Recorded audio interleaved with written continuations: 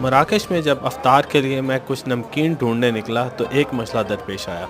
यहाँ पर ज़्यादा मीठी चीज़ें मिल रही हैं। जलेबी। ओके। और जब ये छोटे छोटे समोसे नज़र आए तो पता किया। सॉल्टी या स्वीट?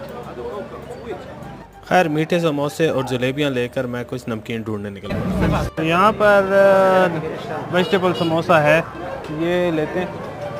हम देसियों को पकौड़ों समोसों में से कोई एक चीज़ मिल जाए तो समझो अफ्तारी की तैयारी मुकम्मल। ये सब लेकर मैं पहुंच गया मस्जिद कुतुबिया और वहां पर सहन में बैठकर की अफ्तारी। वैसे ये समोसे नूडल्स वाले थे। पहली बारी मैंने ऐसे समोसे खाए, मज़े के थे। साथ नमकीन पराठा और मीठा दूध और ऑफ कोर्स जलेबी ली थी तो खानी तो थी।